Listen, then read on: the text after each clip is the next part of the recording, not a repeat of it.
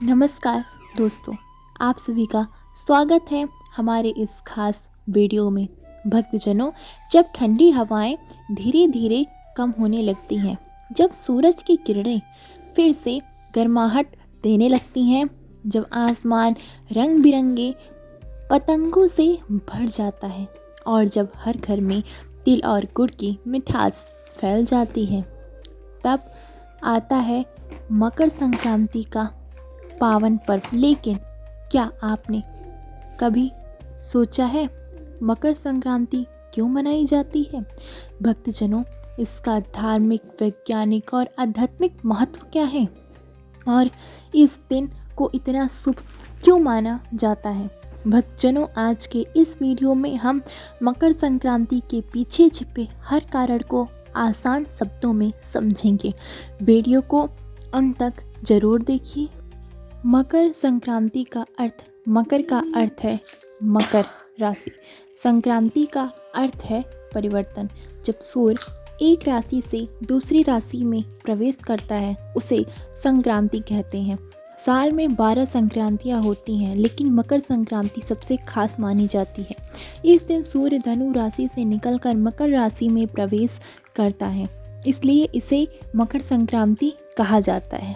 भक्तजनों, वैज्ञानिक महत्व। मकर संक्रांति का वैज्ञानिक महत्व बहुत गहरा है, लेकिन इस दिन से सूर्य दक्षिणायन से उत्तरायण हो जाता है।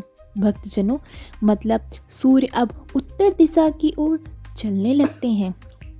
इसके कारण भक्तजनों दिन लंबे होने लगते हैं, रातें छोटी होने लगती हैं, ठंडी धीरे धीरे कम होने लगती है। यानी यह पर्व प्रकृति में बदलाव का संकेत है। भक्तजनों, धार्मिक महत्व। हिंदू धर्म में मकर संक्रांति को बहुत पवित्र माना गया है। शास्त्रों के अनुसार उत्तरायण को देवताओं का दिन कहा जाता है। भक्तजनों, इसलिए इस समय किया गया दान, स्नान और जप बहुत लाभकारी होता है। भक्तजनों, गंगा स्नान और दान। मकर संक्रांति के दिन गंगा, यमुना या किसी पवित्र नदी में स्नान करने से पापों का नाश होता है, पुण्य की प्राप्ति होती है, जीवन में शांति आती है। इसी दिन दान का भी बहुत महत्व होता है। तिल, गुड़, कंबल, कपड़े और अन्न का दान शुभ माना जाता है। भीष्म पितामह की कथा। मकर संक्रांति का संबंध महाभारत से भी है। भीष्म पितामह को इच्छा मृत्यु का वरदान मिला था। वे सरसाय पर लेटे हुए थे और उन्होंने उत्तरायण का इंतजार किया। जैसे ही मकर संक्रांति आई, उन्होंने अपने प्राण त्याग दिए।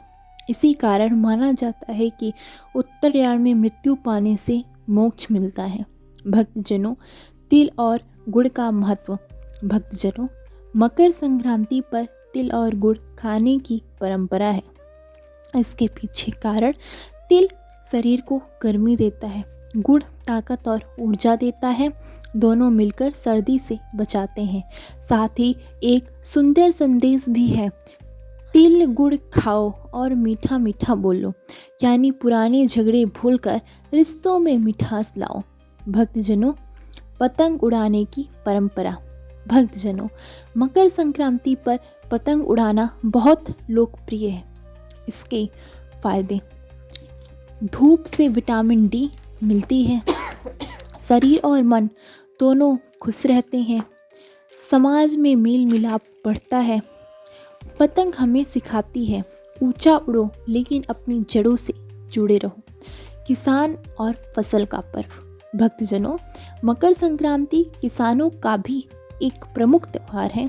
इस समय नई फसल घर आती है, मेहनत का फल मिलता है, किसान भगवान को धन्यवाद देता है। इसीलिए यह पर्व कृतज्ञता और खुशी का प्रतीक है। भक्तजनों, भारत में अलग अलग नाम से, भारत के अलग अलग राज्य में यह पर्व अलग नाम से मनाया जाता है। पंजाब में इसी पर्व को लोहड़ी, तमिलनाडु में पोंगल, असम में माघ बिहू, गुजरात में उत्तरायण, कर्नाटक में सुग्गी, नाम अलग अलग, भावना एक है। भक्तजनों, नई शुरुआत और सकारात्मक जीवन। आध्यात्मिक संदेश। मकर संक्रांति हमें सिखाती है अंधकार से प्रकाश की ओर आगे बढ़ो, नकारात्मकता सोच छोड़ो, जीवन में नई दिशा अपनाओ। जैसे सूर्य अपनी दिशा बदलता है, वैसे ही हमें भी अपने जीवन को सही राह पर लाना चाहिए। दोस्तों, मकर संक्रांति सिर्फ एक त्योहार नहीं, यह जीवन को बेहतरीन बनाने का संदेश है। अगर आपको यह वीडियो पसंद आया हो तो वीडियो को लाइक करें, चैनल को सब्सक्राइब करें, बेल आइकन जरूर दबाएं। कमेंट में बताएं आप मकर संक्रांति कैसे मनाते हैं, क्यों मनाते हैं। आप सभी को मकर संक्रांति की हार्दिक शुभकामनाएं।